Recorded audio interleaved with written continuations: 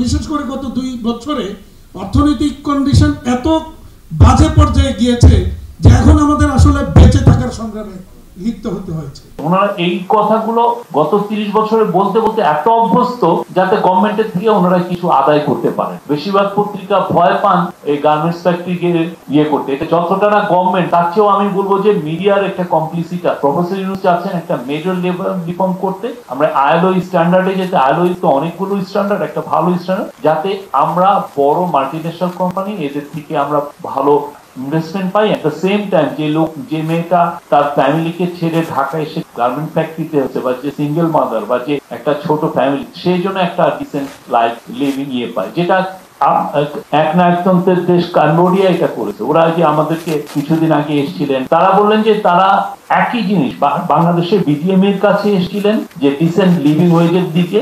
আমরা ওইটা নেই নাই, ওই জিনিসটা ওরা ওদের যে বিজিএম এ, ক্যাম্বোডিয়ার যে বিজিএম এ, তারা এটা অ্যাডপ্ট করেছে। ফলে এখন দেখেন ক্যাম্বোডিয়ার একটা ওয়ার্কার সে মিনিমাম পাচ্ছে $200 মতো। আমাদের একটা ওয়ার্কারকে আমরা যতটা পারছি এই যে চিট করে আমরা এবং এই আলাপগুলো আমাদের পত্রিকাগুলো নেই, বিকজ বেশিরভাগ পত্রিকা ভয় পান এই গার্মেন্টস ফ্যাক্টরিকে করতে। এটা যতটা না গভর্নমেন্ট, তার চেয়েও আমি বলবো যে মিডিয়ার একটা কমপ্লিসিটি আছে। ভয়াবহ রকমের আমরা আমাদের লেবার অ্যাক্টিভিস্ট, আমাদের ওয়ার্কারদেরকে আমরা এই যে একটা এক ধরনের যে তাদেরকে আমরা যে বন্দোবস্ত হয় প্রতি 5 বছর, এটা চাপিয়ে দেওয়া, এটার ভিতরে মিডিয়ার একটা ভয়াবহ রকমের বাজে রকমের রোল আছে। আমরা সেটা আমাদের চোখের আয়নায় এটা আমরা দেখি না। কিছু স্ট্রাকচারাল চেঞ্জ খুবই করা লাগবে আমাদের ইকোনমিতে।